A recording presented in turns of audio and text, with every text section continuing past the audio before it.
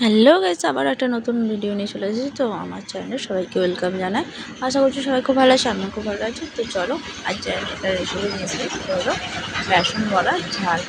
তো দুপুরের দেখো লাঞ্চ নিয়ে বসে পড়েছি, বেসন বড়া ঝাল, শাক ভাজা, আরও অনেক কিছুই নিয়ে। তো তোমার সাথে তো সেটা শেয়ার করেছি, আমার এই চ্যানেলে ভিডিও দেওয়া আছে। তো চলো, প্রথমে উনানে কড়াই বসিয়ে দিয়েছি, তারপর তেল দিয়ে দিচ্ছি। তেলটা গরম করতে করতে সব কিছু রেডি করে নিচ্ছি। এদিকে পেঁয়াজ কুচি, ধনেপাতা কুচি, আদা রসুনের পেস্ট, এদিকে বেসনটাও ভালোভাবে ফাটিয়ে নিয়েছি।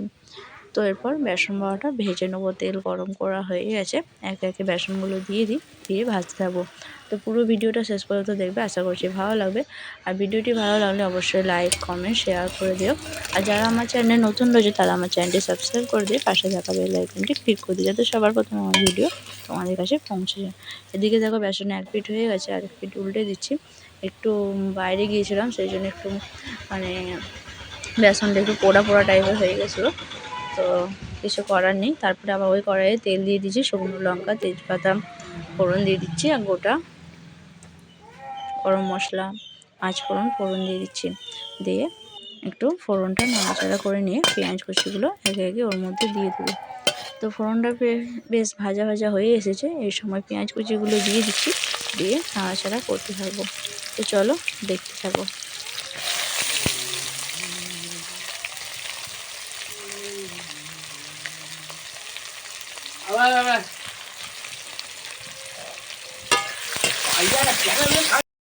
এই টাইমে নুনটা দিয়ে দিচ্ছি, দিয়ে পেঁয়াজটা আরও কিছুক্ষণ ভেজে নেবো। বেশ ভালোভাবে লাল লাল করে ভাজা ভাজা হয়ে আসবে, সেই সময় নামাবো। কিন্তু এরপর দিয়ে দিচ্ছি বেটে রাখা মশলাটা, আদা রসুন জিরে শুকনো লঙ্কার পেস্ট, সব কিছু একসাথে দিয়ে মশলাটা কষাতে থাকবো। আর এর মধ্যে দিয়ে দেবো হলুদ আর লঙ্কা গুঁড়ো। সেটা একটা বাটি নিয়ে, বাটিতে হলুদ গুঁড়ো লঙ্কা গুঁড়ো নিয়ে নিচ্ছি, নিয়ে ওতে জল দিয়ে একটু পেস্ট বানিয়ে রাখছি। তারপরে ওর মধ্যে দিয়ে দেবো, দিয়ে আরও কিছুক্ষণ ধরে মশলাটা কষাতে থাকবো। মশলার কাঁচা গন্ধ যতক্ষণ না যাচ্ছে ততক্ষণ কষাতে থাকতে হবে। মশলা থেকে খুব সুন্দরভাবে যখন তেল ছেড়ে আসবে, তখন বুঝতে পারা যাবে যে মশলাটা ভালোভাবে কষানো হয়ে গেছে। তো চলো মশলাটা কষানো যাক, তোমরাও দেখতে থাকো।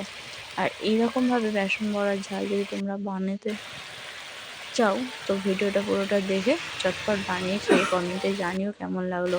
আর আত্মীয় স্বজনদের সাথে শেয়ারও করে, যে তারাও বানিয়ে খেয়ে বলবে যে এটা কেমন লাগলো। তো বেসন বড়াগুলো রেখে দিয়েছি না, এদিকে মশলা কষানো হয়ে গেছে, অন্য জল দিয়ে দিয়েছি।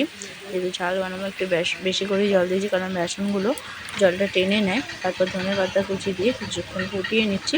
তারপর একে একে ওর মধ্যে বেসন বড়াগুলো দিয়ে বেশ কিছুক্ষণ ধরে ফুটিয়ে নেবো। তারপরে নামিয়ে গরম গরম ভাতের সাথে একদম বেসন বড়া এই ঝাল থাকলে একদম এক থালা ভাত হয়ে যায়, আর কোনো তরকারি লাগবে না। এই যদি বেসন বড়া গরম গরম এরকম ঝাল থাকে। তো চলো দেখতে থাকো।